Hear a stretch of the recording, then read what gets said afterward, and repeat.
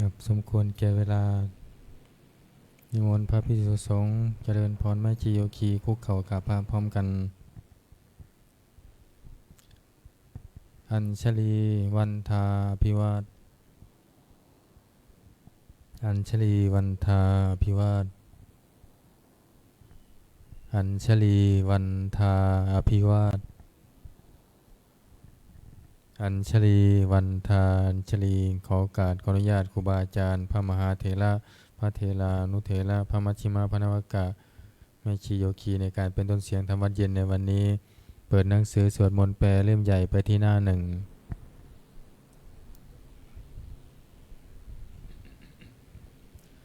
โยโสภะคะวาอะระหังสัมมาสัมพุทโธพระผู้มีพระภาคเจ้านั้นพระองค์ใดเป็นพระอรหันต์ดับเพลิงกิเลสเพลิงทุกข์สิ้นเชิงตรัสรู้ชอบได้โดยพระองค์เองสวากขาโตเยนะภะคะวะตาธัมโมพระ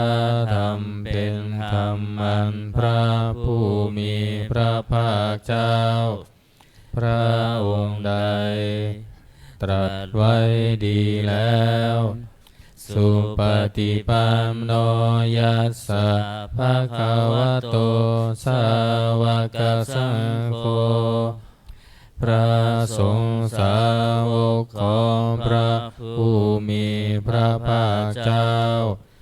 พระองค์ใดปฏิบัติดีแล้วธัมมายังภคะวันตังสัทธัมมังสัสสังฆังอิเมหิสกาเลหิยัตถาระหังอาโรปิเตหิอภิปูชยามาข้าพระเจ้าทั้งหลายขอบูชาอย่างยิ่งซึ่งพระผู้มีพระภาคเจ้าพระองค์นั้นพร้อมทั้งพระธรรมและพระสงฆ์ด้วยเครื่องสักการะทั้งหลายเหล่านี้อันยกขึ้นตามสมควรแล้วสาธุโนพันเตภควาสุจิราปรินิพุตโตปิข้าแต่พระองค์ผู้เจริญพระผู้มีพระภาคเจ้าแม้ปรินิพพานนานแล้วทรงสร้างคุณอันสำเร็จประโยชน์ไว้แก่ข้าพระเจ้าทั้งหลายปัจฉิมาชนะตานุกรรมปมานาสาทรงมีพระหฤทัยอนุเคราะห์แก่พวกข้าพระเจ้าอันเป็นชนรุ่นหลังอิเมสกาเลทุกขตาปนากาลภูเตปฏิคันหาตุขอพระผู้มีพระภาคเจ้าจงรับเครื่องสักการะอันเป็นบรรณาการของคนยากทั้งหลายเหล่านี้อัมหากังทีคารตังหิตายะสุขายะเพื่อประโยชน์และความสุขแก่ข้าพระเจ้าทั้งหลายตลอดกาลและนานเทอญอรหังสัมมาสัมพุทโธภควาพระผู้มีพระภาคเจ้าเป็นพระอรหันต์ดับเพลิงกิเลสเพลิงทุกข์สิ้นเชิงตรัสรู้ชอบได้โดยพระองค์เองพุทธังภคะวันตังอภิวาเทมิ ข้าพระเจ้าอภิวาทพระผู้มีพระภาคเจ้าผู้รู้ผู้ตื่นผู้เบิกบานสวากขาโตภควตาธัมโมพระธรรมเป็นธรรมที่พระผู้มีพระภาคเจ้าตรัสไว้ดีแล้วธัมมังนามัสสามิข้าพระเจ้านามัสการพระธรรม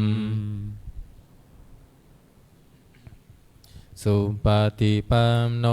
ภะคะวะโตสาวกสังโฆพระสงฆ์สาวกของพระผู้มีพระภาคเจ้า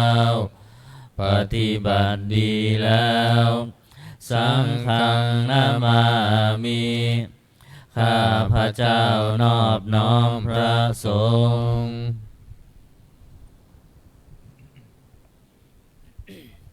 หันธรรมยังพุทธัสสะภะคะวะโตบุพพาคณมการังกโรมาเสนะโมตัสสะภะคะวะโตขอนอบน้อมแด่พระผู้มีพระภาคเจ้าพระองค์นั้นอะระหะโตซึ่งเป็นผู้ไกลจากกิเลสสัมมาสัมพุทธัสสะตรัสรู้ชอบได้โดยพระองค์เองนะโมตัสสะภะคะวะโตขอนอบน้อมแด่พระผู้มีพระภาคเจ้าพระองค์นั้นอะระหะโตซึ่งเป็นผู้ไกลจากกิเลสสัมมาสัมพุทธัสสะตรัสรู้ชอบได้โดยพระองค์เองนะโมตัสสะภะคะวะโตขอนอบน้อมแด่พระผู้มีพระภาคเจ้าพระองค์นั้นอะระหะโตซึ่งเป็นผู้ไกลจากกิเลสสัมมาสัมพุทธัสสะตรัสรู้ชอบได้ด้วยพระองค์เองเปิดหนังสือไปที่หน้า19ธรรมวัดเย็นหันธรรมยังพุทธานุสตินยังกโรมาเสตังโคปนาภะคะวันตังเอวังกัลลยาโนกิติสัทโธอาภุคโตก็กิตติศักดิ์อันงามของพระผู้มีพระภาคเจ้านั้นได้ฟุ้งไปแล้วอย่างนี้ว่าอิติปิโสภะคะวาเพราะเหตุอย่างนี้อย่างนี้พระผู้มีพระภาคเจ้านั้นอะระหังเป็นผู้ไกลจากกิเลสสัมมาสัมพุทโธเป็นผู้ตรัสรู้ชอบได้โดยพระองค์เองวิชาจารณะสัมปันโนเป็นผู้ถึงพร้อมด้วยวิชาและจารณะสุขโตเป็นผู้ไปแล้วด้วยดีโลกวิทูเป็นผู้รู้โลกอย่างแจ่มแจ้งอนุตตโรปุริสธรรมสารถิเป็นผู้สามารถฝึกบุรุษที่สมควรฝึกได้อย่างไม่มีใครยิ่งกว่าสัทธาเทวมนุษย์สานังเป็นครูผู้สอนของเทวดาและมนุษย์ทั้งหลายพุทโธ เป็นผู้รู้ผู้ตื่นผู้เบิกบานด้วยธรรมภควาติเป็นผู้มีความจำเริญจำแนกธรรมสั่งสอนสัตว์ดังนี้หันตมยังพุทธาภิกขิติงกโรมาเสพุทธวาลาหันตาวารตาทิคุณาภิยุโตพระพุทธเจ้าประกอบด้วยคุณมีความประเสริฐแห่งอรหันตคุณเป็นต้นสุทธาภิญาณกรุณาหิสมาคตโตพระองค์อันประกอบด้วยพระญาณและพระกรุณาอันบริสุทธิ์โพเทสิโยสุชนะตังกามลังวสุโรพระองค์ใดทรงกระทำชนที่ดีให้เบิกบานดุจนาทิตย์ทำบัวให้บานวันธามหังตมะละนังศีลาสาชิเนทังข้าพระเจ้าไหว้พระชินสีห์ผู้ไม่มีกิเลสพระองค์นั้นด้วยเสียงกล่าวพุทโธโยสัมภปานินังสารนังเขมมุตตมังพระพุทธเจ้าพระองค์ใดเป็นสารณะอันเกษมสูงสุดของสัตว์ทั้งหลายปัทมานุสติทานังวันทามิตังสิเลนะหังข้าพระเจ้าไหว้พระพุทธเจ้าพระองค์นั้นอันเป็นที่ตั้งแห่งความระลึกองค์ที่หนึ่งด้วยเสียงกล่าวพุทธัสสะหัสสมิทาโสวะพุทโธเมสามิกิสโรข้าพระเจ้าเป็นทาสของพระพุทธเจ้าพระพุทธเจ้าเป็นนายมีอิสระเหนือข้าพระเจ้าพุทโธทุกขัสสะคาตาจะวิธาตาจะหิตัสสะเมพระพุทธเจ้าเป็นเครื่องกำจัดทุกข์และทรงไว้ซึ่งประโยชน์แก่ข้าพระเจ้าพุทธัสสะหังนิยาเทมิสรีรังชีวิตังจิตังข้าพระเจ้ามอบกายถวายชีวิตนี้แด่พระพุทธเจ้าวันทันโตหังจริสามิพุทธัสเสวสุโพธิตังข้าพระเจ้าผู้ไหวอยู่จากประพฤติตามซึ่งความตรัสรู้ดีของพระพุทธเจ้า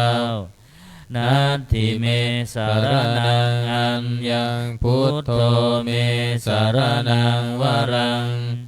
สารณะอื่นของข้าพระเจ้าไม่มีพระพุทธเจ้าเป็นสารณะอันประเสริฐของข้าพระเจ้าเอเตนะสัจวัชเชนะวัตเตยังสัตถุสาสเนด้วยการกล่าวคำสัตย์นี้ข้าพระเจ้าพึงเจริญในพระศาสนาของพระศาสดาพุทธังเมวันธมาเนนะยังปุญญังปัสสุตังอิทาข้าพระเจ้าผู้ไหวอยู่ซึ่งพระพุทธเจ้าได้ขวนขวายบุญใดในบัดนี้สาเพปิอันตรายาเมมเหสุงตัสสะเตชะสาอันตรายทั้งปวงอย่าได้มีแก่ข้าพระเจ้า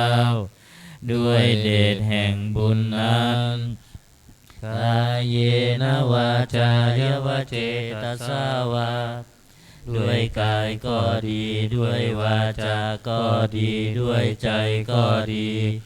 พุทเทกุกัมมังปะกตังมยายังกรรมหน้าติเตียนอันใดที่ข้าพระเจ้ากระทำแล้วในพระพุทธเจ้าพุทโธปฏิคันหตัวจยันตังขอพระพุทธเจ้าจงงดซึ่งโทษล่วงเกินนั้นการันตะเลสังวาลิตุงวะพุทเทเพื่อการสำรวมระวังในพระพุทธเจ้าในการต่อไปอันธรรมยังธรรมานุสตินายังกโรมาเสสวากขาโตภะคะวะตาธัมโม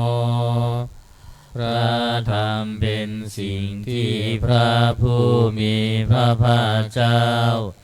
ตรัสไว้ดีแล้วสันทิฏฐิโก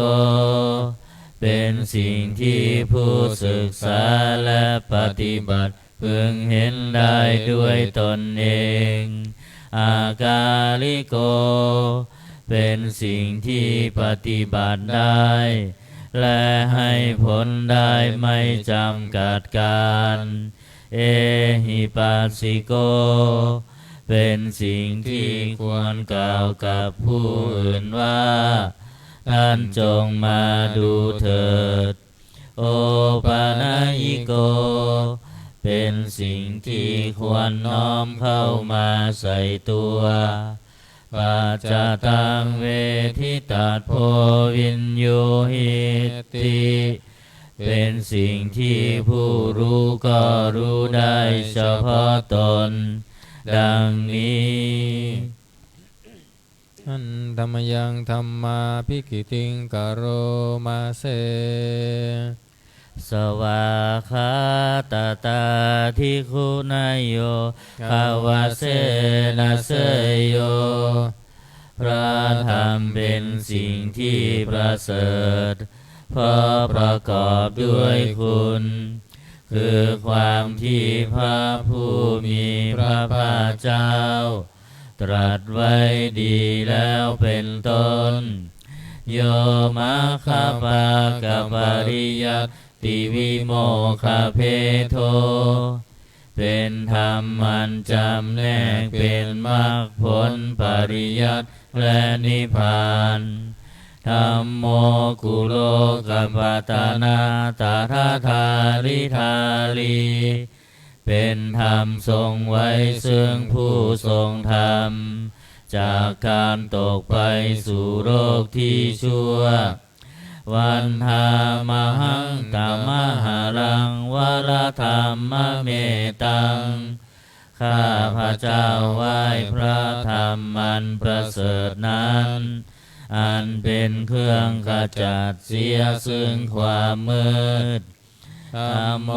โยสัมปปานินังสารนังเขมมุตตมังพระธรรมใดเป็นสารณะอันเกษมสูงสุดของสัตว์ทั้งหลายทุติยานุสติทานังวันทามิตังสิเลนะหังข้าพระเจ้าไหว้พระธรรมนั้นอันเป็นที่ตั้งแห่งความระลึกองค์ที่สองด้วยเสียงกล่าวธรรมัสสาหัสสมิทาโสวะธัมโมเมสามิกิสโรข้าพระเจ้าเป็นทาสของพระธรรมพระธรรมเป็นนายมีอิสระเหนือข้าพระเจ้าธัมโมทุกขัสสะคาตาจะวิทาตาจะหิตัสสะเมพระธรรมเป็นเครื่องกำจัดทุกข์และทรงไว้ซึ่งประโยชน์แก่ข้าพระเจ้าธัมมัสสาหังนิยาเทมิสรีรันชีวิตันจิทัง ข้าพระเจ้ามอบกายถวายชีวิตนี้แด่พระธรรมวันทันโต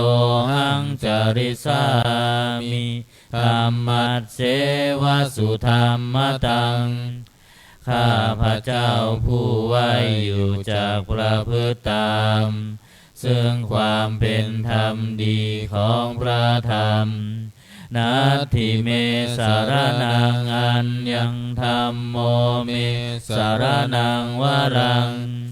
สารณะอื่นของข้าพระเจ้าไม่มีพระธรรมเป็นสารณะอันประเสริฐของข้าพระเจ้าเอเตนะสัจจวัจเจนะวัตตยังสัตตุสาสาเนด้วยการกล่าวคำสัตย์นี้ข้าพระเจ้าพึงเจริญในพระศาสนาของพระศาสดาธัมมังเมวันธมาเนนะยังปุญญังปัสสุตังอิทาข้าพระเจ้าผู้ไว้อยู่ซึ่งพระธรรมได้ขวนขวายบุญใดในบัดนี้สาเพปิอันตรายามิมาเห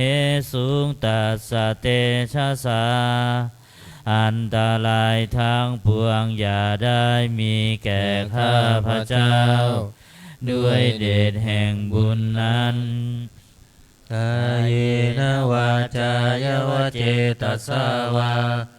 ด้วยกายก็ดีด้วยวาจาก็ดีด้วยใจก็ดีธรรมเมกุกัมมังปะกตังมายายังกรรมหน้าที่เตือนอันใดที่ข้าพระเจ้ากระทำแล้วในพระธรรมธัมโมปฏิคันหตุอาจยันตังขอพระธรรมจงงดซึ่งโทษล่วงเกินนั้นการันตะเลสังวริตุงวธรรมเมเพื่อการสำรวมระวังในพระธรรมในการต่อไป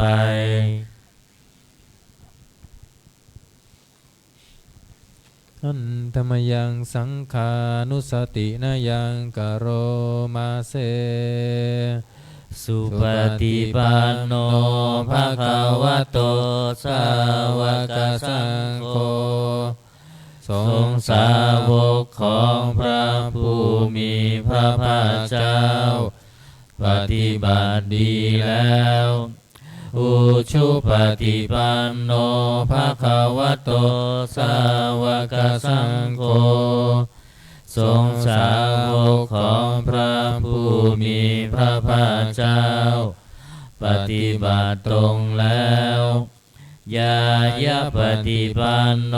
ภะคะวะโตสาวกสังโฆสงฆ์สาวกของพระผู้มีพระภาคเจ้าปฏิบัติเพื่อรู้ธรรมเป็นเครื่องออกจากทุกข์แล้วสามีจิปฏิปันโนภะคะวะโตสาวกสังโฆสงฆ์สาวกของพระผู้มีพระภาคเจ้า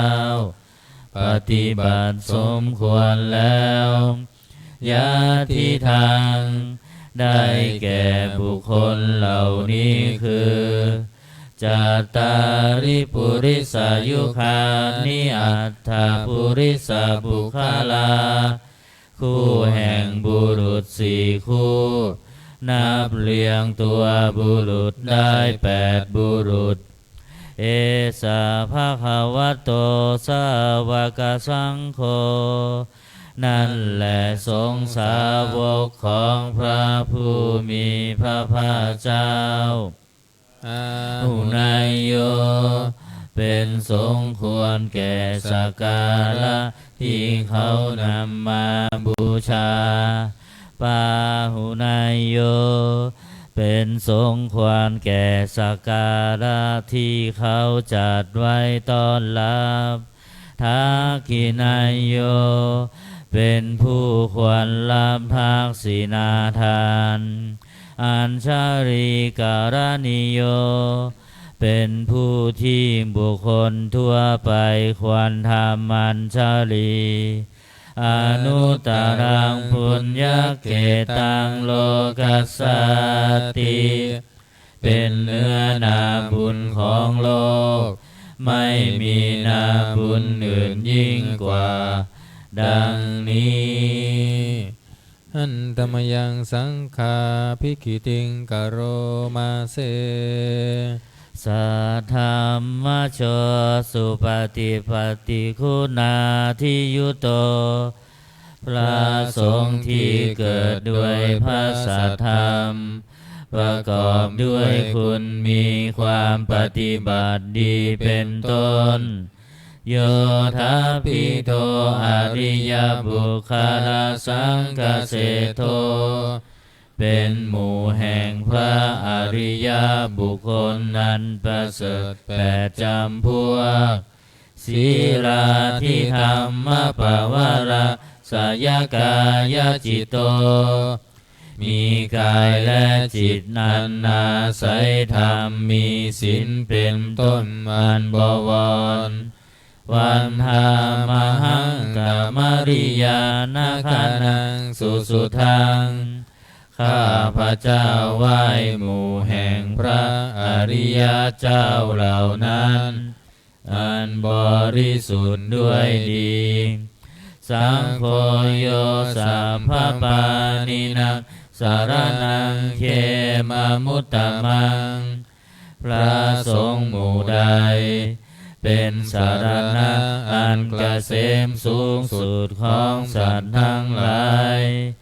ตาติยานุสติทานังวันทามิตังสิเรนะหังข้าพระเจ้าไหว้พระสงฆ์หมู่นั้น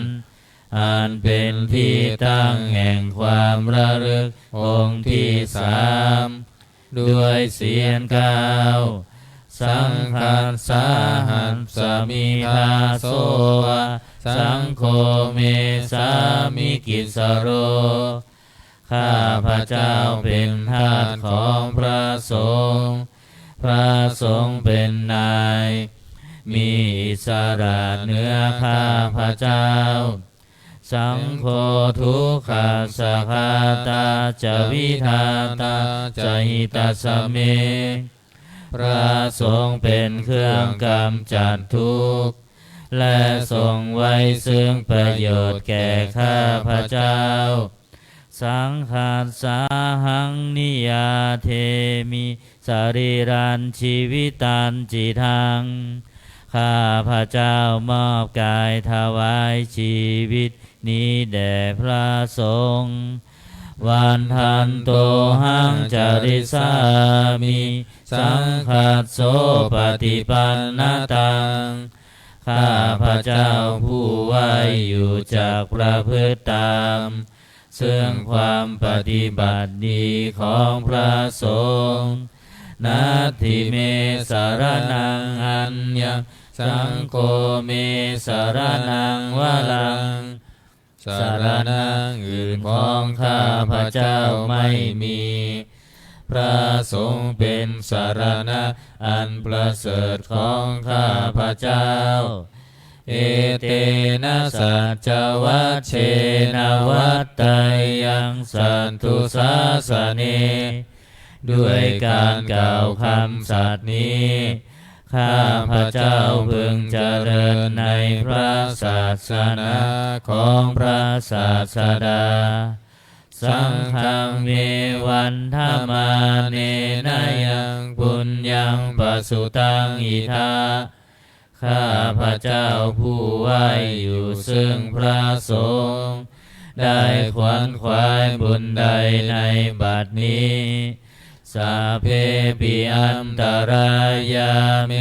มเหสุงตัสสะเตชะสาอันตรายทั้งปวงอย่าได้มีแก่ข้าพระเจ้าด้วยเดชแห่งบุญนั้นกายเยนะวาจายวเจตัสสาวา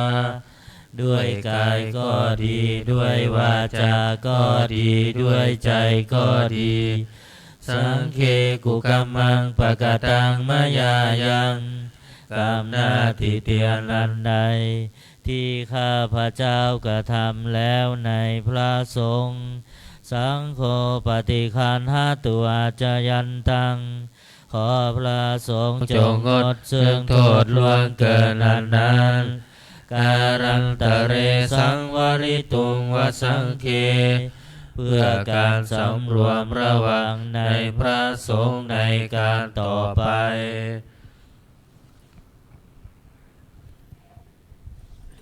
เปิดหนังสือไปที่หน้า38นะหันตมยังโอวาทปาติโมขคาทาโยพนามาเสสัพพะปะปัสสะอาการนังการไม่ทำบาปทั้งปวงกุศลสุปสัมปทาการทำกุศลให้ถึงพร้อม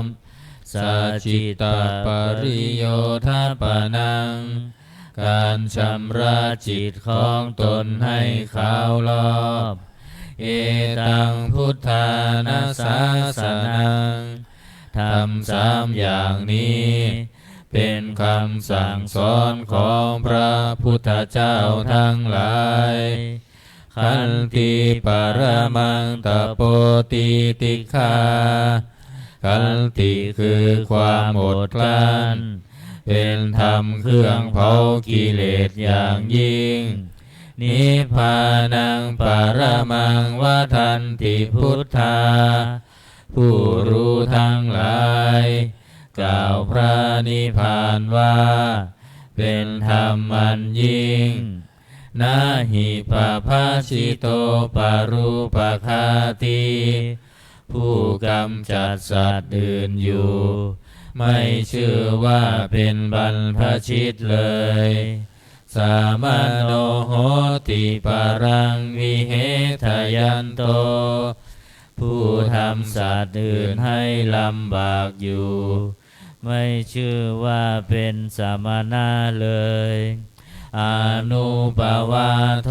อนุปคาโตการไม่พูดร้ายการไม่ทำร้ายปาติโมกเขจะสังวโรการสำรวมในปาติโมกข์มัตตัญยุตาจะพัตตัสมิงความเป็นผู้รู้ประมาณในการบริโภคปันตัญจะสยนาสนังการนอนการนั่งในที่อันสงัดอาทิจิตเตจายโยโคความมันประกอบในการทำจิตให้ยิ่งเอตังพุทธานาสาสนังทำ6อย่างนี้เป็นคำสั่งสอนของพระพุทธเจ้าทั้งหลายเปิดมาหน้า27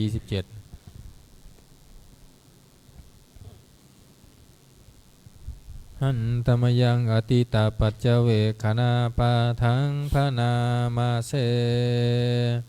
อาชมายาอาจปัจเจเวคิตวา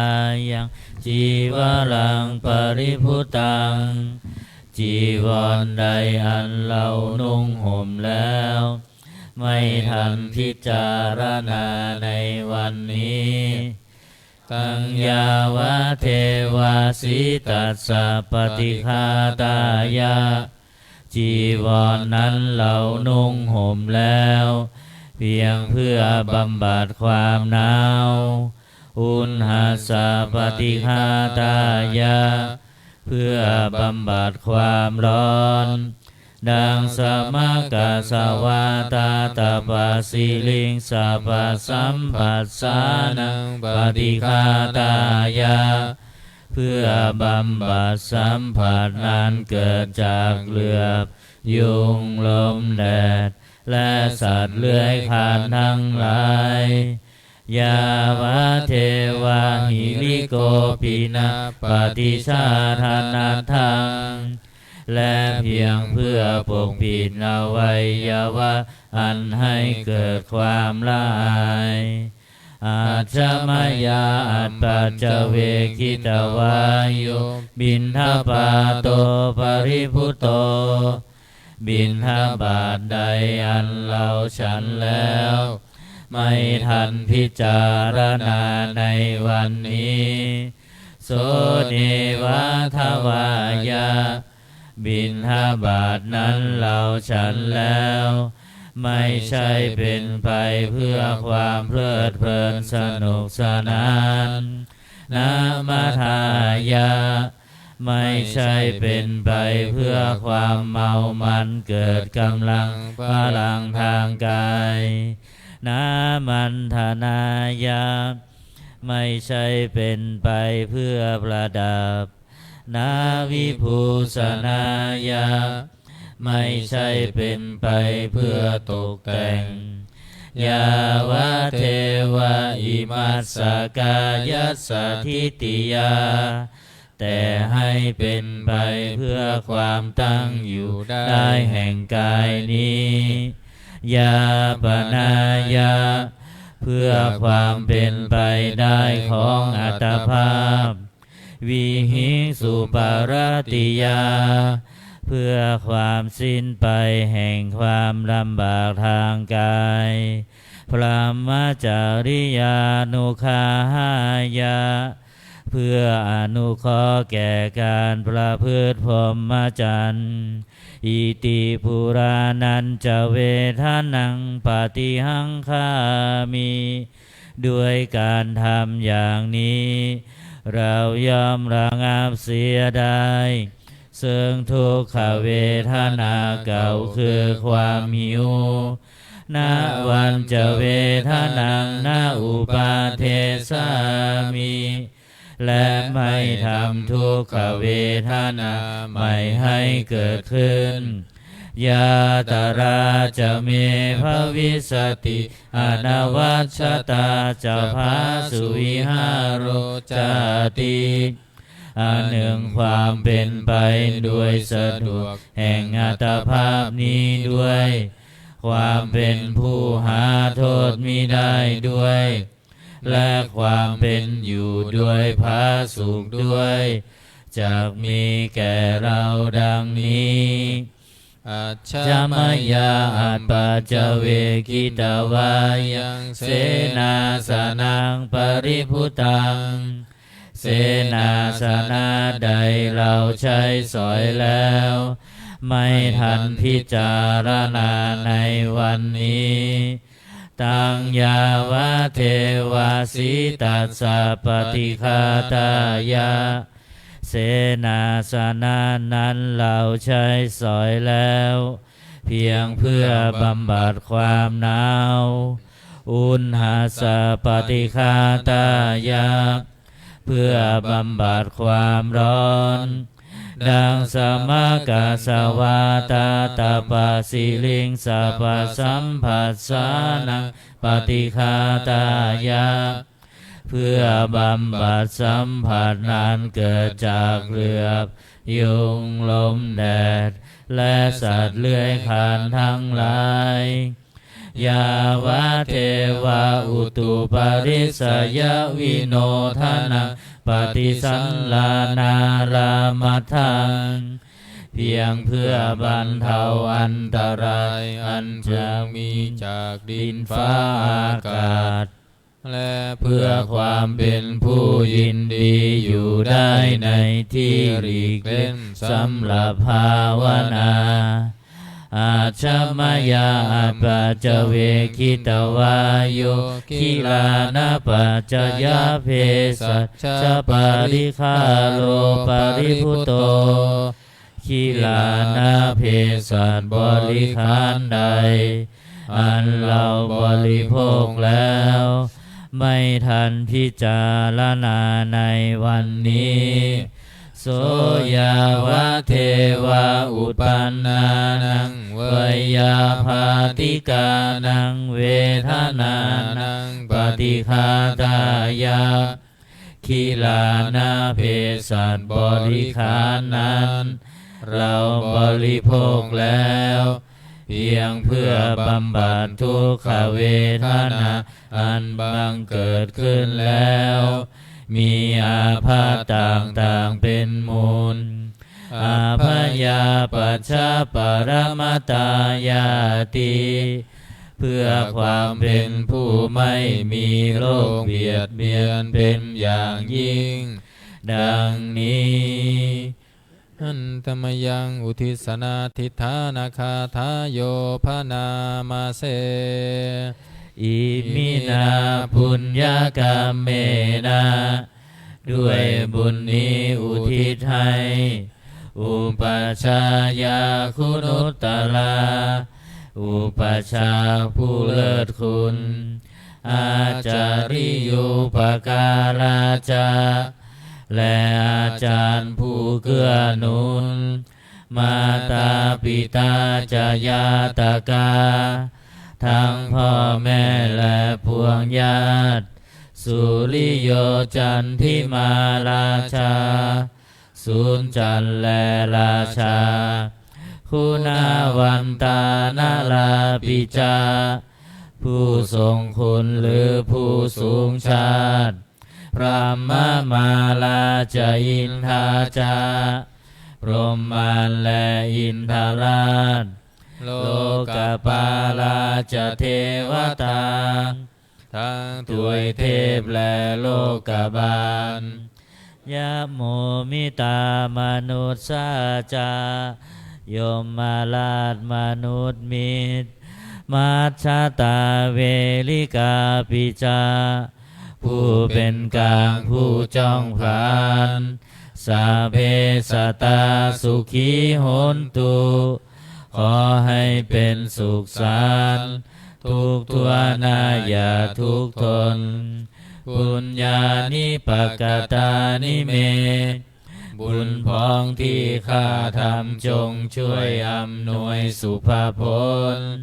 สุขังจติวิทังเทนตุให้สุขสามอย่างล้นขีบังปาเปทาโวมะตังให้รู้ถึงนิพพานพลันอิมินาปุญญากรรมเมนะด้วยบุญนี้ที่เราทำอิมินาอุทิเสนาจาและอุทิศให้ปวงสัตว์ขิมปาหังสุรเพเจวาเราพันได้ซึ่งการตัดตันหุปาทานาเฉทนังตัวตัณหาอุปาทานเยสันตาเนหินาธรรมาสิ่งชั่วในดวงใจยาวานิพานาโตมะมังกว่าเราจะถึงนิพพานนาสันตุสัพพทาเยวามาลายสิ้นจากสันดานยัตถาชาโตภาเวภาเวทุกภพที่เราเกิดอุชุจิตังสติปัญญามีจิตตรงและสติทั้งปัญญาอันประเสริฐสังเลโควิริยัมหินาพร้อมทั้งความเพียรเลิศเป็นเครื่องขูดกิเลสหายมาลาลพันตุโนกาสังโอกาสอย่าเพิ่งมีแก่หมู่มารสิ้นทั้งหลายกาตุนจาวิริเยสุเมกเป็นช่องประทุษร้ายทำลายล้างความเพียรจมพุทธาธิปาวโรนาโทพระพุทธผู้บวรนาถธัมโมนาโทวารุตตโมพระธรรมที่พึงอุดมโตปเจกพุทโธจาพระปัจเจกพุทธสมสังโฆนาโทตโลมะมังโทพระสงฆ์ที่พึงพยองเตโสตมานุภาเวนะด้วยอานุภาพนั้น มาโรกาสังลพันตุมาขอหมู่มารอย่าได้ช่องทัสสะปุญญานุภาเวนะด้วยเดชบุญทั้ง10ป้องมาโรกาสังลพันตุมาอย่าเปิดโอกาสแก่มารเถิดเปิดหนังสือมนต์พิธีเล่มเรียงไปหน้า51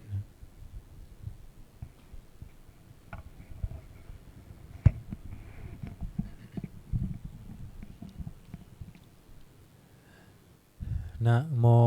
ตัสสะภะคะวะโตอะระหะโตสัมมาสัมพุทธัสสะนะโมตัสสะภะคะวะโตอะระหะโตสัมมาสัมพุทธัสสะนะโมตัสสะภะคะวะโตอะระหะโตสัมมาสัมพุทธัสสะพุทธังสรณังคัจฉามิธัมมังสรณังคัจฉามิสังฆังสรณังคัจฉามิทุติยัมปิพุทธังสรณังคัจฉามิทุติยัมปิธัมมังสรณังคัจฉามิทุติยัมปิสังฆังสรณังคัจฉามิตติยัมปิพุทธังสรณังคัจฉามิตติยัมปิธัมมังสรณังคัจฉามิตติยัมปิสังฆังสรณังคัจฉามิหน้า55นะโมอะระหะโตสัมมาสัมพุทธัสสะมะเหสิโนนะโมอุตตมะธัมมัสสะสวะคาตัสเสวะเตนิธานะโมมหาสังฆัสสะปิวิสุทธาสีลทิฏฐิโนนะโมโอมาตยะรัตถัสสะรัตนัตตยัสสะสาธุกังนะโมโอมกาติตัสสะตันสวันตุนตยัสสะปินะโมการะปะภาเวนะวิคัตฉันตุปัฏฐวานะโมการานุภาเวนะสุวัตถิโหตุสัมปทานะโมการะสเตเชนะวิธิหิโหมิเตชวานะ57พหูเทวามนุษย์สาจะมังคลานิอาจินตยุงอากังกามานาโสธานังปรูหิมังคารมุตตมังอาเสวนาจะพาลานังปันทิตานันจะเสวนาปูชาจะปูชนียานังเอตัมมะคารมุตตมังปฏิรูปเทสวะโสจะบุมเพจักตปุญญาตาอันตสัมมาปณิทิจะเอตัมมะค คารมุตตมังพาหุสัจจัมจะสิมปัญจวินัยโยจะสุสิกิโตสุภาสิตาจะยาวาจาเอตัมมังคารมุตตมังมาตาปิตุอุปปัฏฐานังปุตตะธารัสสะสังฆโหอนาคุลาจะกัมมันตาเอตัมมังคารมุตตมังทานันจะธรรมจริยาจะญาตกานันจะสังฆโหอนวัตชานิกัมมานิเอ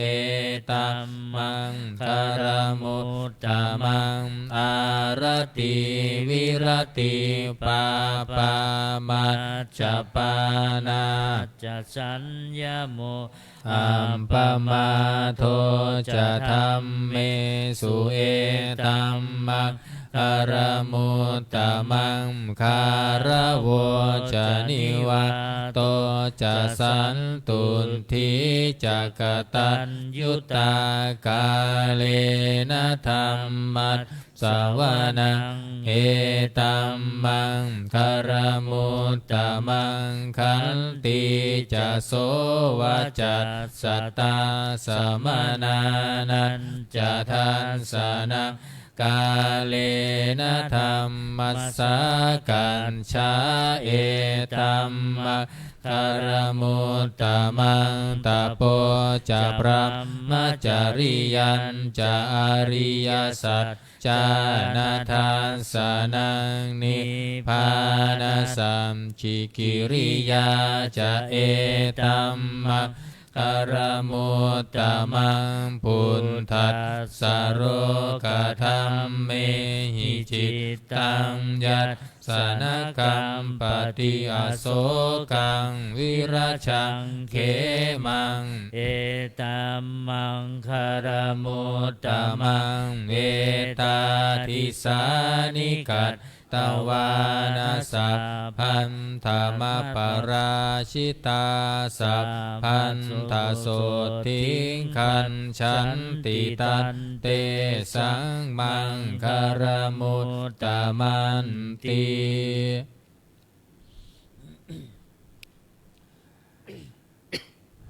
หน้า71 71วิปัสสิสะนามัตถุจังคุมันตันสาสิริมัตโตสิกขิสปินามัตถุสัมภพุตานุกรรมปิโนเวสัพพุทสนามัตถุนาหาตกัสสัพปันสิโนนามัตถุกกุสัลทัสสมารเสนาปมันติโนโกนาคามนัสสนามัตถุพรหมนัสสาวุสีมัตโตกันสัพปัสสนามันถุวิปปมุตตันสะสัมภาทิอังคีรัตสัสสนามัตตุสังกายปุนตัสสะสิริมัตโตโยอิมังธัมมะมะเทเสสิสัพพทุกขาปนุทธานังเยจาปินิพุตตาโลเกยัตถาภูตังวิปัสสิสุงเต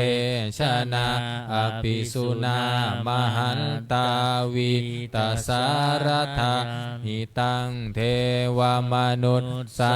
นังยังนามัสสันติโคตมังวิชาจารณสัมปันนังมหันตังวิตาสารธา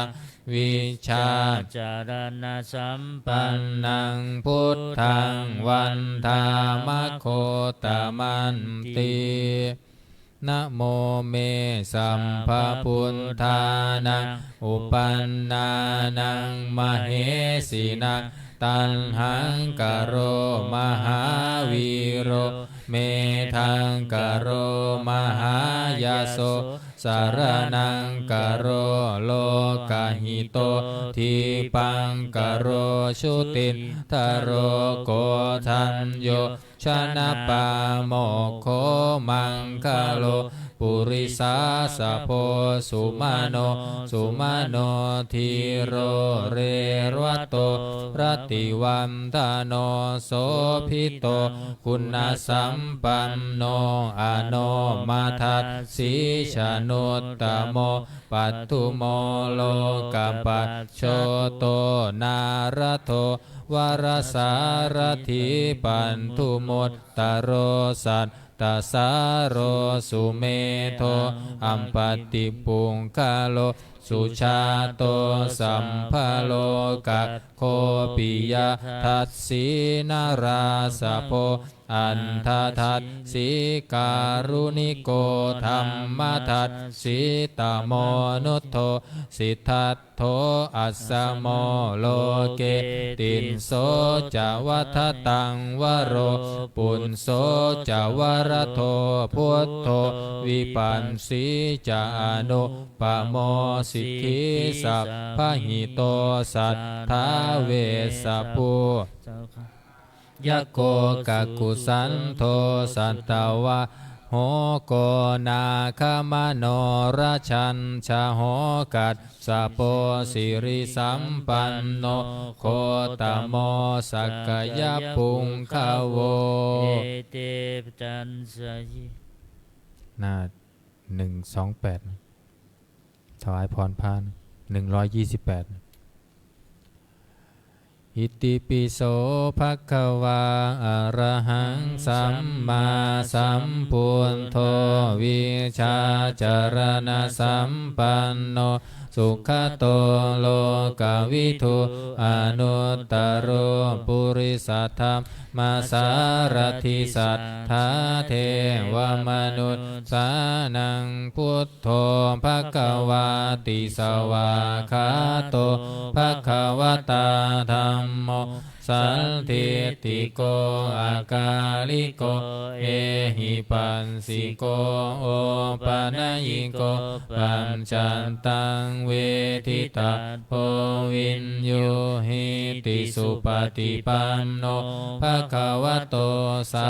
วกสังโฆอุชุปฏิปันโนภะคะวะโตสาวกสังโฆญายาปฏิปันโนภะคะวะโตสาวกสังโฆ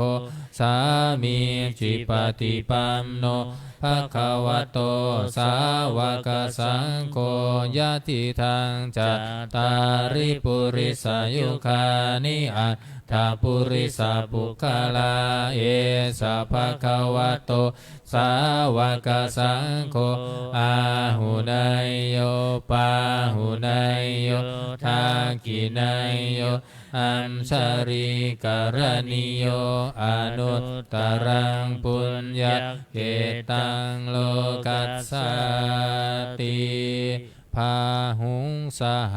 สมาพินิมิตาสาวุธันตังคีเมกรังอุทิตาโครัสเสนามารังทานาทิธรรมวิธินาชิตวามุนินโทตันเตสะสะภวตุเตชยมังกรานิมาราติเรกามพิยุจิตตสัมภารันติงโคลัมปนาลาวกามะกามทัตทายะขังขันติสุทันตวิธินาชิตวามุนิมโทตันเตสะสะภวตุเต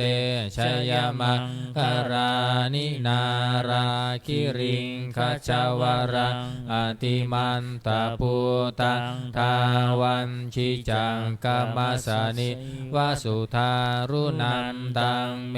ตังภูเสกวิธินาจิตตวามุนิมโทตันเตชะสาภวตุเตช ชัยยามังคารานิอุงคินตาขัดกามติหันทสุธารุนันตังทาวันติโยชนะปะทังคุลิมาลวันตังอิทธิพิสังคตมโนชิตวามุนินโทตัมเตจัสสาภวันตุเตชัยยมังคารานิกันตวานกัมตมุทารังอิวะคัมพินิยาจิมจายาทุนทวัจจนะชนกายมันเชสันเตนะโสมาวิธินาชิตวามุนินโทตันเตสสะภวตุเตชชัยยมังคารานิสันจังวิหายมติสัจจังกวาทะเกตุงวาทะพิโรปิตามนังอติอันทาปูตังปัญญาปฏิปัจฉลิโตชิตวามุนิมโทตัมเตชัสสะภวันตุเตชัยยมังคารานินันโทปานันตพุชฌาคังวิพุทธังมหินทิงปุตเตระเทระพุชฌเคนะธรรมะปายันโตอิทุปเทสวิตินาชิตวามุนิโตตันเตชัสสะภวันตุเตชัยยมังคารานิทุงคาหัตถิทิพุชฌเคนะสุทัตถหัตถังพรัมมังวิสุทธิชุติมิพิภกาพิธานังญาณาคเทนะวิธินาชิตวามุนินโทตัมเตชัสสะภวันตุเต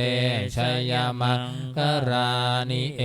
ตาปิพุทธชัยยมังคาลาอัตตคาทาโยวาจโนทินาทิเนสารเตมตันทิหิตวานะเนกวิวิธานิจุปัตถวานิโมขังสุขังอธิคเมยนโรสปัญโย133มงคลจักรวาลน้อยสัพพพุทธานุภาเวนะสัมปธัมมานุภาเวนะสัมปสังฆานุภาเวนะพุทธรัตนะธัมมรัตนังสังฆรัตนะติมนังรัตนานังอนุภาเว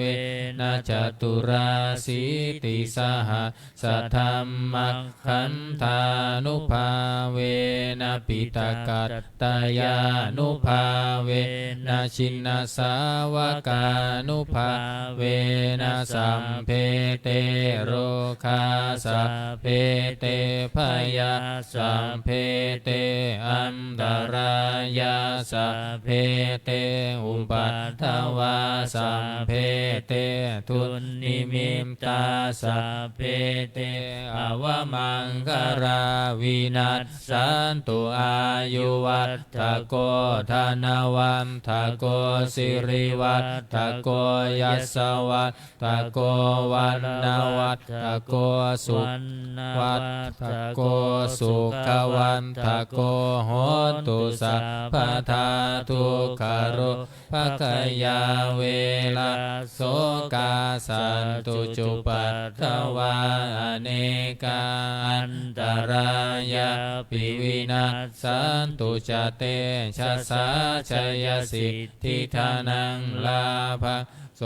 ธิภัคคยังสุขังพลังสิริอายุจวันโนจะโพคังวุฒิจะยัสสวะสัตวัสสะจะอายุจะชีวสิทธิภาวันตุเต131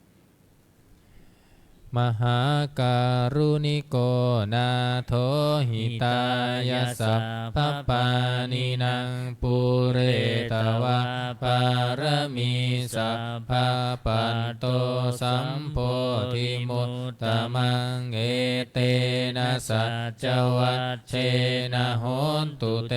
ชยมังคารังชยันโตโพธิยามูเลสักกยานังนันทิวัตโนเอวังตวังวิชโยโหหิชยันสุชยมังคะเรอัมปราชิตปัลลังเกสีเสปัทวิโปคะเรอภิเสเกสัมปพุทธานะอาคัมปัตโตปโมทัตติสุนังกันตังสุมังคารังสุปภาตังสุหุทิตังสุขโนสุโมโหตโตจะสุยิทรังพรหมจาริสุปทักกินังกายกรรมังวาจากรรมังปทักกินังปทักกินังมโนกรรมังปานิทิเตป ปทักขินาปทักขินานิกัตตวานรพันตันเทปทักขิเนภวันตุสัมภามะคารังลักขันตุสัมภเทวตาสัมภพุทธานุภาเวนัสสัทธาสุทิภวันตุเตภวันตุสัพพมังคารังลักขันตุสัมภเทวตาสัมภธรรมานุภาเวนัสสัทธาสุทิภวันตุเตภวันตุสัพพมังคารังลักขันตุสัมภเทวตาสัมภสังฆานุภาเวนัสสัทธาสุทิภาวันตุเตครับการทำวัดเย็นก็จบเพียงเท่านี้นะครับเราต่อไปจะได้เจริญจิตตภาวนาทำสมาธิสักครู่แผ่เมตตาพร้อมกัน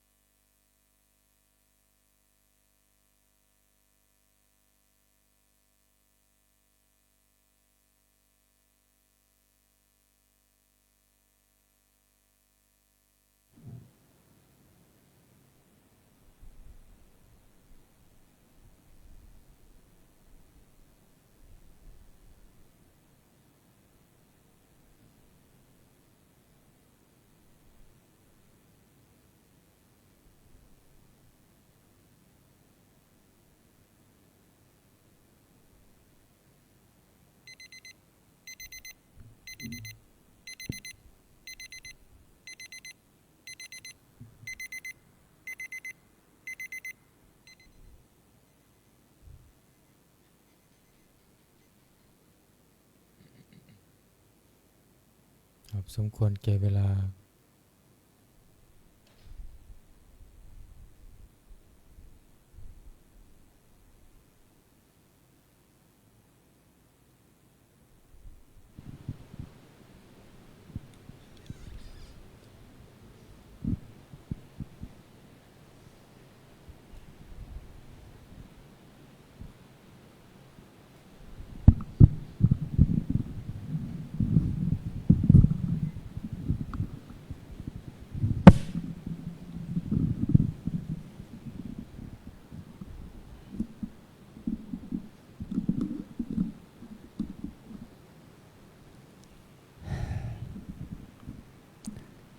แผ่บุญกุศลอธิษฐานจิต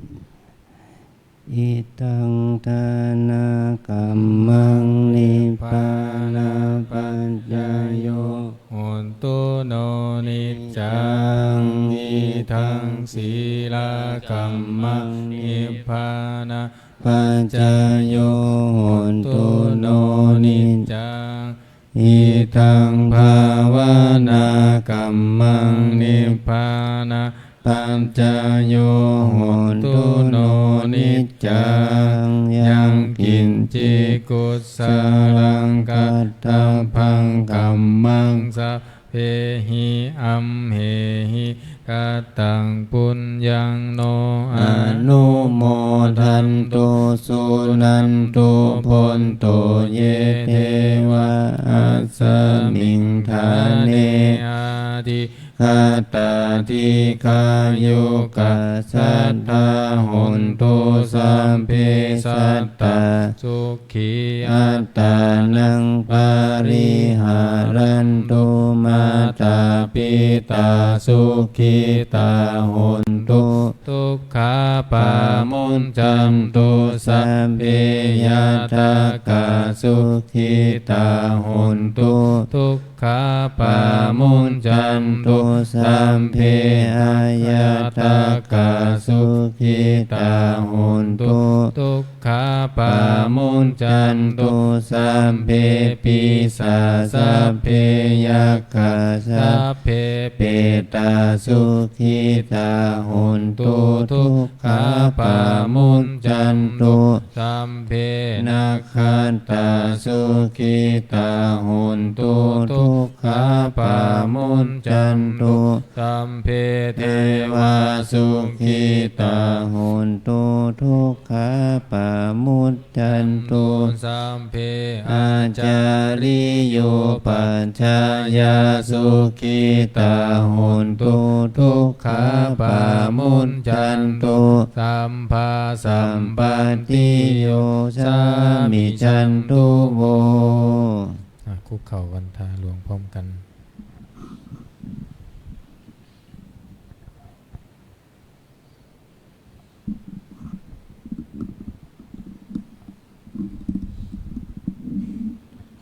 วันตามิพุทธังสัพพะเมวะโทสังฆามะทาเมพันเตวันทามิธัมมังสัพพะเมวะโทสังฆามะทาเมพันเตวันทามิสังฆังสัพพะเมวะโทสังฆามัทธาเมพัมเตวัมดามิคารุอุมบัญชายาจาริเยสัมภะเมวะโทสังฆามัทธาเมพัมเตวันดามิกัมมัฏฐานังสัมภะเมวะโทสังฆามัทธาเมพัมเตวันดามิอาราเมพันทัสสีมังสัมภะเมวะโทสังฆามัทธาเมพัมเตวันทามิเจติยังสัมพังสัมพัทธาเนโสปฏิทิตาสารีระธาตุมหาโพธิพุทธารูปังสักกาลังสัก ทานาคาโลเกเทวะโลเกพรหมโลเกจัมพูทิเปลังกาทิเป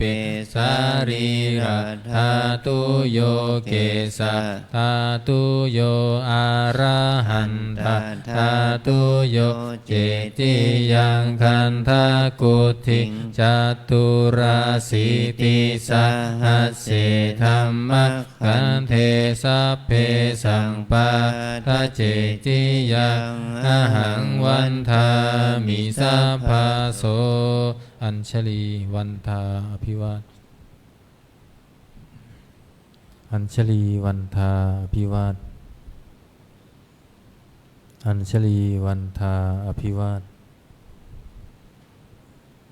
อัญชลีวันทาอัญชลี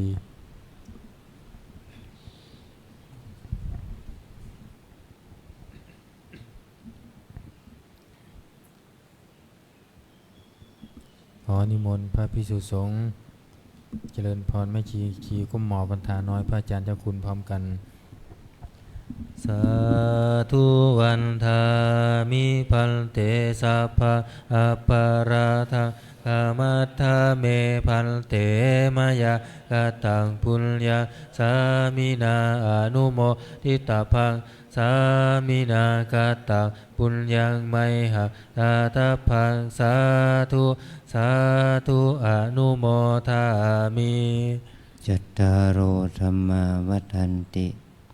อายุวันโนสุขังภะลังสาธุสาธุสาธุนิมนต์พระภิกษุสงฆ์คุกเข่ากราบพระอาจารย์เจ้าคุณพร้อมกันไม่คิวขีกราบทีหลังอัญชลีวันทาอภิวาทอัญชลีวันทาอภิวาทอัญชลีวันทาอภิวาทอัญชลีวันทาอัญชลีขอเชิญโยคีทุกท่านและสาธุชนที่เข้ามาร่วมสวดมนต์ทำวัดเย็นกราบพระอาจารย์ท่านเจ้าคุณพร้อมกันนะคะอัญชลีวันทาอภิวาทอัญชลีวันทาอภิวาทอัญชลีวันทาอภิวาทอัญชลีวันทาอัญชลีหมอบกราบขออนุโมทนาต่อกุศลศรัทธาที่พวกเราทั้งหลายได้กระทำบำเพ็ญขอบุญนี้จงเป็นอานิสงส์ให้เรานั้นเจริญในสมาปฏิบัติเพื่อความดับทุกข์เพื่อพระนิพพานเป็นที่สุดจงบังเกิดผลแก่พวกเราทั้งหลายจงทุกข์ทั่วหน้ากันด้วยเถิดสาธุสาธุ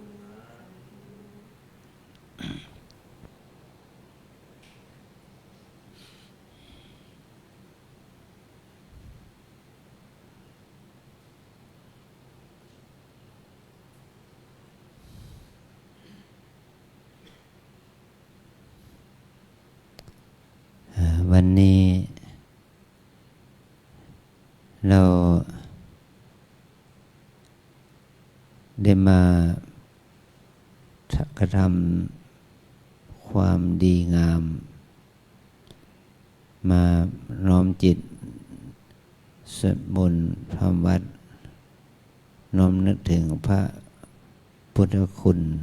พระธรรมคุณพระสังฆคุณเราเจริญกุศลธรรมโดยการสาธยายบทบาลีที่เกี่ยวข้องกับพระธรรมคำสอนของพระองค์เรียกว่าที่เกี่ยวข้องกับคุณสมบัติของพระรัตนตรัย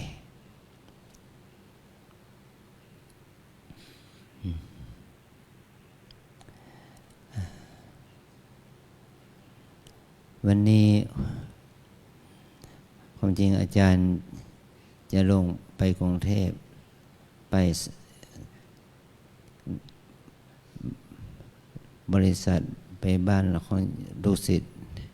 ที่เขาทำบุญแต่ว่าเมื่อวานไม่ประเสริฐเนี่ย อาการทางร่างกายของอาจารย์มันก็เกิดความผิดปกติความดันต่ำลงแล้วก็ร่างกายก็ไม่ค่อยดีเลยต้องแคนเซิลยกเลิกที่โยมได้ทำบุญรู้สิทธิ์ได้ทำบุญนั้นไปแต่ก็ให้พระรู้สิทธิ์ว่าเราเนี่ยไปร่วมสวดมนต์ทำความได้สวดมนต์ได้ไปสนองบุญของโยมกันแต่พวกเราก็ถือว่าเราอยู่ที่นี่เราก็ได้ทำบุญที่นี่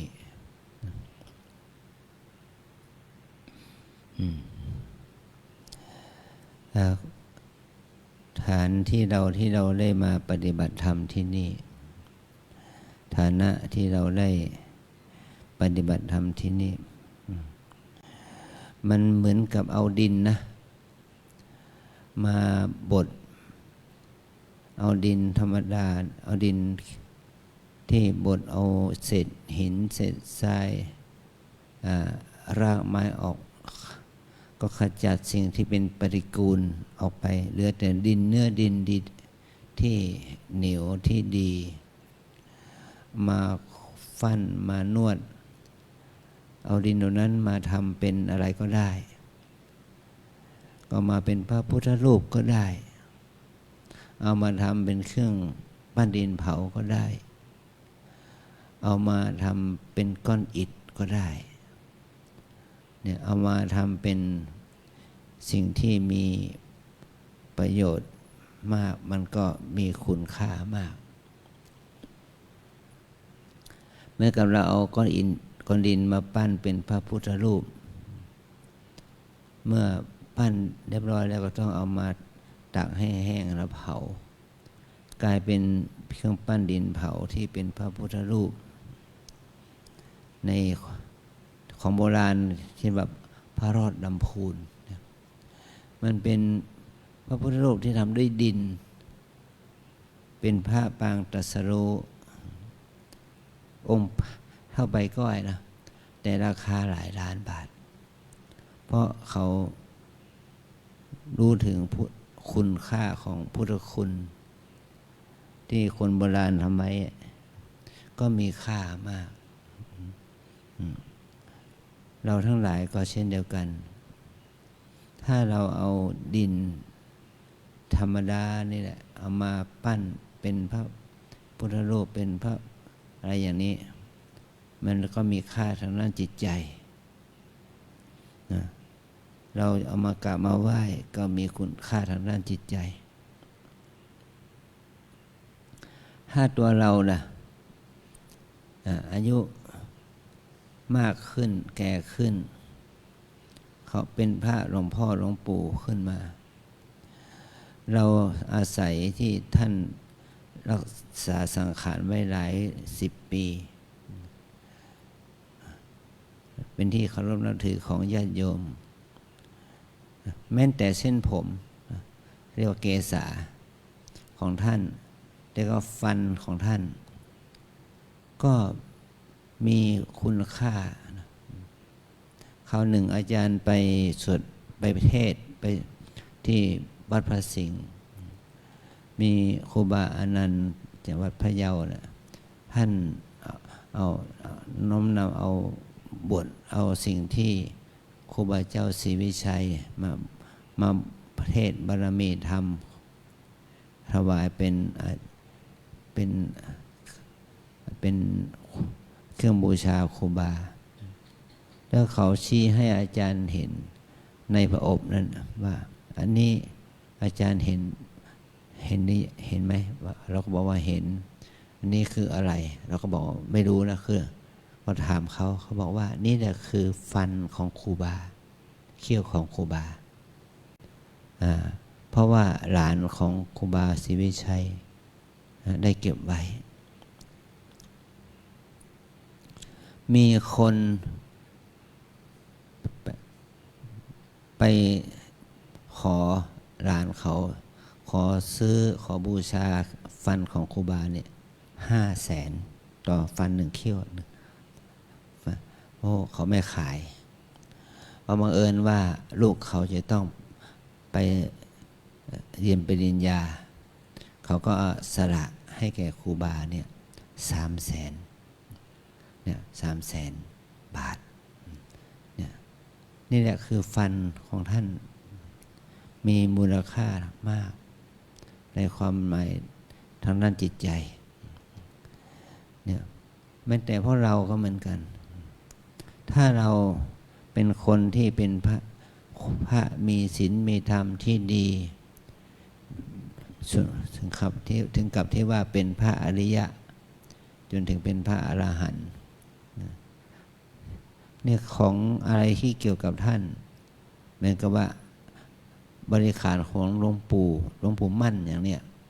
ทุกอย่างมีคุณค่าแม้แต่สิ่งที่เผาแล้วก็เขาเก็บอัฐิเก็บอังคารเก็บเท่าเก็บมาไว้บูชาก็จะเป็นคุณแก่คนในยุคสมัยนี้นะอันนี้เพราะอาศัยที่ว่าร่างกายนี้ย่อมมีความแก่มีความตายเป็นธรรมดา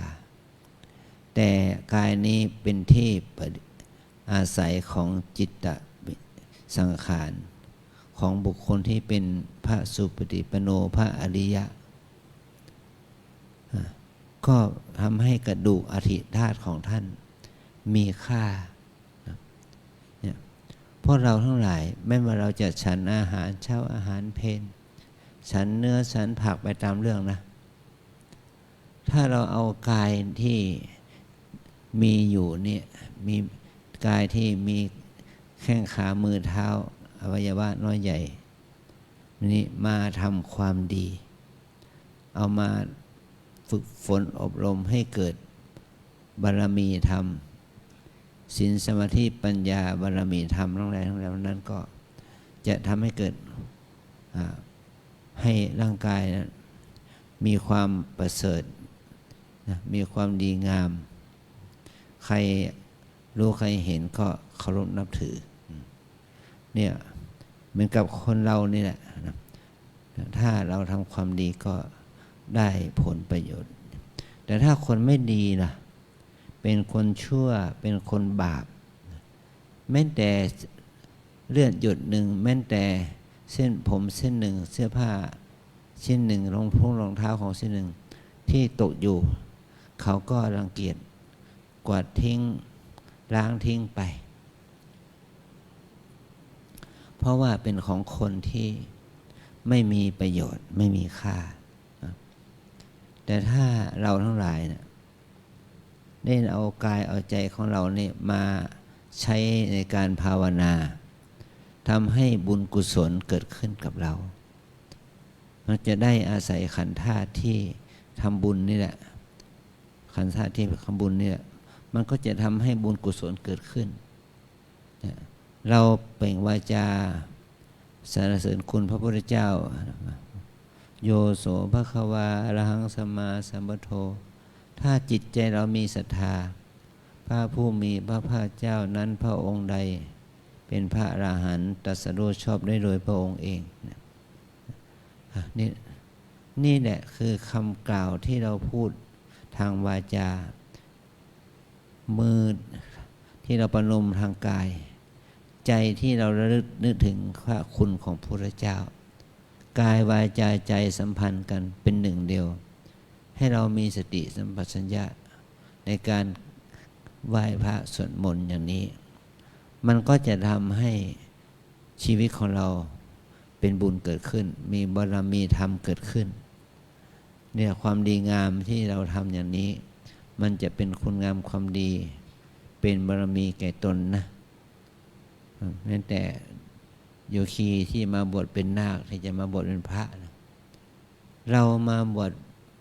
ได้มาเป็นโยคีที่เป็นชาวบ้านมาบวชได้แต่ บวชได้แล้วมันจะได้บุญแค่ไหนใช่ไหมถ้าเราภาวนาถ้าเราทำวัดสวดมนต์ถ้าเราทำกิจกรรมน้อยใหญ่บุญกุศลเหล่านั้นมันก็จะเกิดขึ้นกับเราบารมีทำเหล่านั้นก็มันก็จะเกิดขึ้นกับเราโดยที่อาศัยการฟื้นฟูบารมีธรรมทั้งหลายนะไม่ว่าเนี่ยหมายความว่าทานเราได้ทำไหมทานะบารมีเราได้ทำทานไหมทำทานแก่ตนทำทานแก่คนอื่นทำทานแก่พระสงฆ์องค์เด่นทำทานแก่วัดทำทานแก่ครอบครัวสังคมเราได้ทำไหมศีลบารมีเรารักษาศีลเนี่ยสำคัญที่พระเราต้องรักษาศีลน่ะศีลปาฏิโมกข์ศีล227ข้อศีลที่พระพุทธเจ้าทรงบัญญัติให้แก่พระสงฆ์พระปฏิบัติเนี่ยและเราได้รักษาศีลเหล่านั้นไหมนะถ้าเรารักษาศีลสิกขาบทที่พระพุทธเจ้าทรงแสดงไว้อย่างเคร่งครัดมันก็เป็นศีลบารมีของเรานะเขาจะสรรเสริญเราว่าหลวงพ่อหลวงปู่ท่านเป็นคนมีศีลนะนี่ก็เนคขมมะหมายความว่าการถือบวชเมื่อเรามาเป็นนักบวชเป็นพระภิกษุเป็นภิกษุณีเป็นแม่ชีเป็นสามเณรเป็นโยคีนะเราถือบวชเราได้ถือเนคขมมะเนคขมมะแปลว่าการออกจากกามนะถ้าเราออกจากกามแล้วเราจะทำยังไงล่ะก็เราไม่ต้องไปหมกมุ่นอยู่ในกามไปรักไปชอบเพศตรงกันข้ามไปรักไปชอบผู้หญิงผู้ชายเหล่านั้นเป็นบันดาลกระเทยเหล่านั้นกิจกรรมเหล่านี้เราก็ต้องละเลิกนะเนี่ยนี่ว่าเนคขมมะบารมีนะก็เราก็คิดถึงว่าเราได้ทำไหมเราได้ทำแล้วก็วิริยะบารมีคือความเพียรเนี่ยเราจะเป็นพระเป็นเณรเป็นชีโยคีที่ขยันทำความดีขยันชำระล้างกิเลสของตนเองเพื่อให้คนทั้งหลายรู้เห็นถึงสิ่งที่เรากระทำว่ามันเป็นข้อวัดปฏิบัติที่ดีงามปัญญาบารมีหมายถึงว่าเรามาบวชแล้วเราได้มาปฏิบัติเนี่ยเราได้สร้างปัญญาที่ว่าปัญญาที่เกิดจากการฟังปัญญาที่เกิดจากการคิดและปัญญาที่เกิดจากการภาวนานะปัญญาที่เกิดจากการฟังก็เหมือนกับว่านี่เราฟังเท่านี้เราจะได้ความรู้เกิดขึ้นปัญญาที่เกิดจากความคิดหมายความว่าเราคิดในสิ่งที่ดีๆนะคิดที่จะทำอะไรคิดที่จะพูดอะไรคิดที่จะทำอะไรก็คิดในทางที่ดีปัญญาที่เกิดจากการภาวนาก็มุ่งหมายถึงว่าปัญญาที่เกิดขึ้นจากการที่เราได้ฝึกให้เจริญสมาธิภาวนาปัญญาภาวนาเจริญวิปัสสนาเนี่ยมันจะทำให้เราเข้าใจถึงกฎพระไตรลักษณ์เข้าใจของความจริงของชีวิตเข้าใจอนิจจังทุกขังอนัตตาอย่างนี้เป็นต้นถ้าเราฝึกมันเข้าใจมันเป็นปัญญาบารมีต้องมีสัจจะไหมมีสัจจะบารมีความขันติธรรม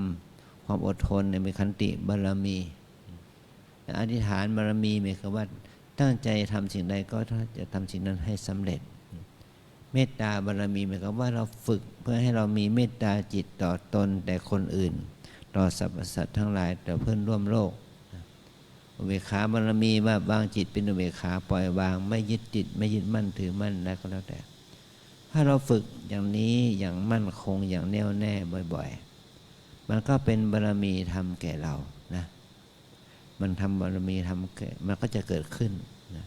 ว่าเราทุกคนเนี่ยสามารถสร้างบารมีได้นะทุกคนไม่ว่าหญิงไม่ว่าชายสามารถสร้างบารมีได้ถ้าเราทำเป็นนิสัยเป็นวันเป็นเดือนเป็นปีหรือต้องทั้งชีวิตมันก็กลายเป็นอุปนิสัยว่าแค่เป็นอุปนิสัยแม้ว่าเมื่อเราไม่ว่ามันจะเราจะมีฐานะไหนอย่างไรก็ตามแต่เราก็ต้องพยายามฝึกฝนอบรมให้ความดีงามมันเกิดขึ้นกับเรา มันเหมือนกับว่าเราทุกองค์ทุกรูปมาที่นี่มาที่วัดเนี่ยเรามาอยู่ที่นี่มาเพื่ออะไรล่ะเพื่อฝึกฝนอบรมปฏิบัติเพื่อให้เกิดศีลสมาธิปัญญาสัมมาปฏิบัติเพื่อการศึกษาเล่าเรียนประพฤติปฏิบัติเพื่อความดีงามให้ความดีงามจะได้เกิดขึ้นกับเราอันนี้ถือว่าเป็นข้อธรรมที่เราพึงกระทำในโอกาสที่เราได้มาประพฤติปฏิบัตินะเราจะต้องไม่ท้อถอยเราจะต้องมีความใส่ใจที่จะกระทำบำเพ็ญความดีงามสิ่งเหล่านี้มันก็เกิดขึ้นกับเราเพื่อให้ก่อให้เกิดฉันทะวิริยะความดีงามมันจะได้เกิดขึ้นมีความใส่ใจมีสติปัญญาในการเอาใจใส่ดูแลสิ่งต่างๆน้อยใหญ่ที่เป็นไปในทางที่เป็นมหากุศลเป็นบุญนี่ถือว่าเป็นคุณประโยชน์นี่ที่เราได้มาบวชเนี่ยไม่ใช่มาบวชเพื่อให้วันเวลาผ่านไปทีละวันเท่าวันนะบวชเพื่อฆ่าเวลามันใช่อย่างนั้นเราต้องบวชเพื่อเสริมสร้างคุณค่าของเวลาของชีวิตเวลาของชีวิตต้องมีค่าเราจะต้องปฏิบัตินะตัวนี้ไปขอให้เราได้ไหว้พระนะหมดนะ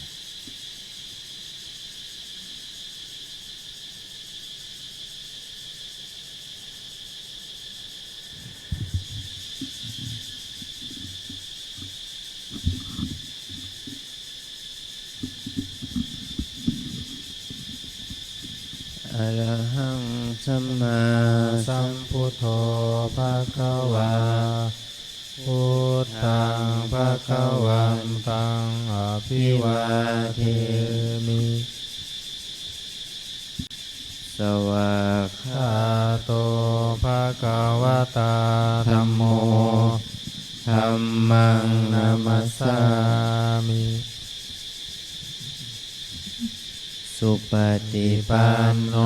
ภะคะวะโตสาวกสังโฆสังฆังนามามินิมนต์ไปพักเลยโยคีช่วยเก็บอาสนะด้วยนะครับโยคีหญิงนะคะเก็บหนังสือปิดหน้าต่างทุกบานด้วยนะคะเก็บหนังสือแล้วลงไปปฏิบัติธรรมต่อที่ห้องใต้ดินหอพระไตรปิฎกนะคะ